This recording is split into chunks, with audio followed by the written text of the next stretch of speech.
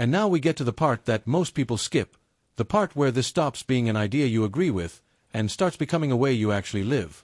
Because insight doesn't rewire your brain. Repetition does. You can understand every word of this, nod along, even feel it deeply, and still fall back into old patterns by Tuesday. Not because you're failing, but because your nervous system only trusts what you practice consistently. So part 3 is about integration.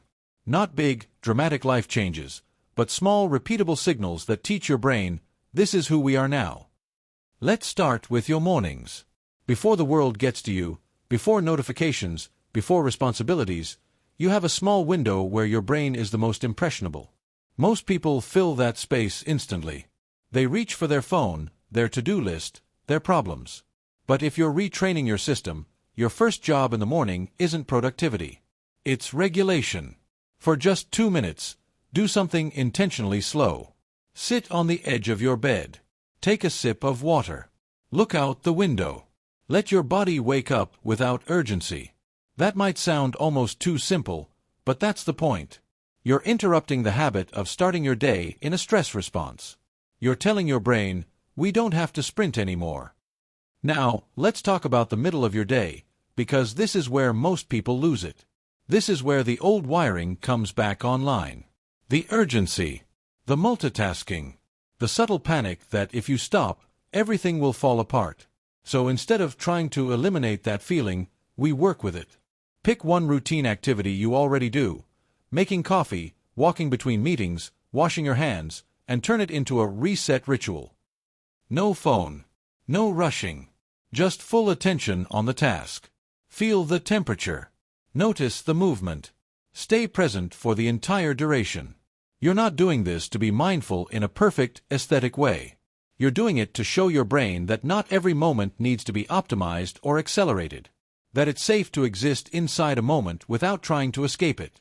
And then there's the evening, the most underestimated part of this entire process. If your days are filled with stimulation, your brain doesn't just power down when you decide it's time to rest. It carries that momentum with it. That's why you feel tired but wired, exhausted but unable to relax. So instead of expecting your body to suddenly switch off, you create a landing sequence. 30 minutes before bed, lower the volume of your life. Dim the lights. Put some distance between you and your screens. Do something repetitive and low stakes, folding laundry, stretching, even just sitting quietly. You're not forcing sleep. You're guiding your nervous system out of high alert. And over time, your body learns the pattern. This is where we slow down. But here's the deeper layer, the one that ties all of this together. You have to start celebrating neutrality. Not just the big wins. Not just the breakthroughs. But the quiet, uneventful, nothing went wrong today kind of days. Because if your brain only recognizes intensity as meaningful, it will keep chasing it. At the end of your day, ask yourself, what was stable today? Maybe nothing dramatic happened. Maybe you handled something calmly that used to trigger you. Maybe you rested without guilt for 10 minutes. That counts. That matters. That's the new wiring. And the more you acknowledge those moments, the more your brain starts to associate calm with success, not with emptiness. One last thing, because this part is easy to miss. As you change, there will be moments where life actually feels slower. Not in a bad way. Just different. Less sharp edges. Less urgency. Less noise. And your brain might interpret that as boredom. But it's not boredom. It's space. Space you've never had before. Space where you can think clearly, feel fully, choose intentionally. Don't rush to fill it. Let it be unfamiliar. Let it stretch you a little. Because that space, that's where your life actually starts to belong to you. So if you've made it this far, if you've been practicing, noticing, interrupting, choosing, you're already doing the work. Not perfectly. Not constantly. But consistently enough to change. And one day, you'll realize something subtle but powerful. The silence doesn't feel loud anymore. The calm doesn't feel suspicious. The peace doesn't feel like something you have to earn. It just feels normal. And that's when you know. Your brain didn't just survive the storm. It learned how to live after it. Have you ever noticed how silence can feel loud? Not peaceful. Not relaxing. Loud. Like something's about to happen, but nothing is. You sit down to rest, and within seconds your brain starts firing. What did I forget? What should I be doing? Is there something I'm missing? And it's not always obvious. Sometimes it's just a low hum, a subtle pressure, an urge to check, fix, move, optimize, anything but sit still. Because for you, stillness doesn't feel like rest. It feels like exposure. And if that hits a little too close, stay with me, because this isn't random. If you've spent years in pressure, chaos, or constant responsibility, your nervous system adapted. It learned speed. It learned urgency. It learned how to function in noise. That became your normal. So when life finally slows down, your brain doesn't go, "Ah, peace." It goes, "Wait, what's wrong?" Because calm is unfamiliar. And unfamiliar feels unsafe. So what do? You fill the space. You grab your phone. You create tasks. You overthink things that were fine 5 minutes ago. Not because you love chaos, but because chaos feels like control. And here's the part nobody says out loud. You can want peace, and still feel uncomfortable when you get it. That's not you being inconsistent. That's conditioning. Your brain isn't wired for what you want. It's wired for what you've practiced. So if you've practiced stress, urgency, pressure, calm feels like something you haven't earned yet, like it could disappear any second. So you stay alert, just in case. Now here's where most people get it wrong. They try to force calm, meditate more, disconnect more, push harder.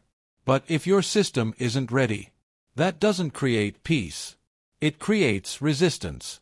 So instead of forcing calm, what if you trained your brain to tolerate it? Not all at once. Gradually.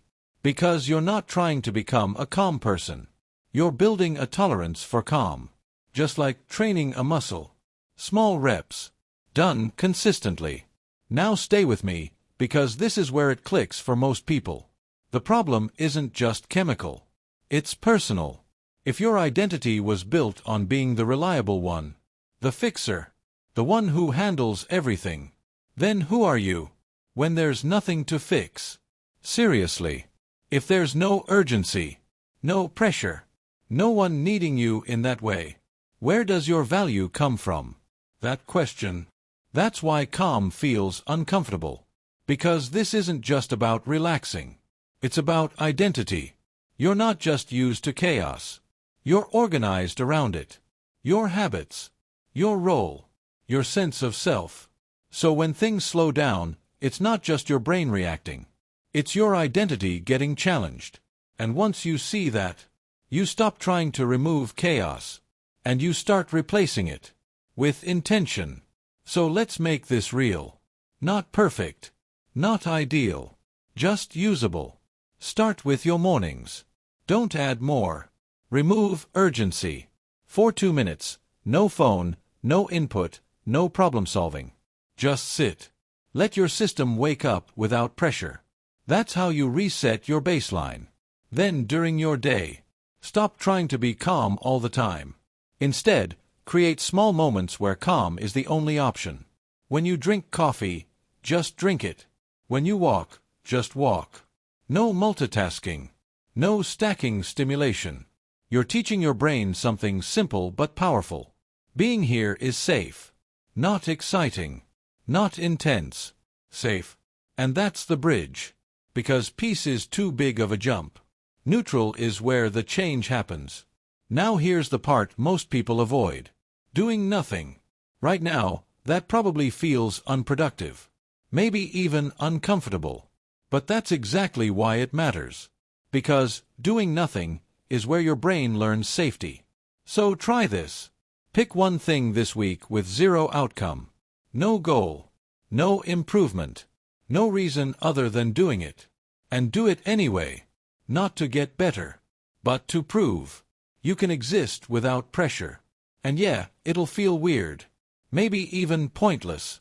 But that feeling, That's the edge of your old pattern. And every time you stay there, you expand what feels safe.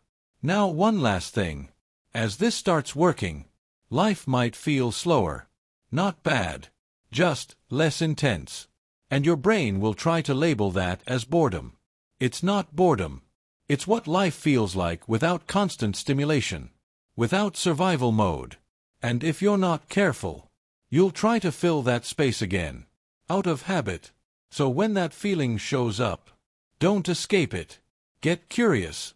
Because that space, that's where your clarity is. That's where you stop reacting and start choosing. So no, this isn't about becoming perfectly calm.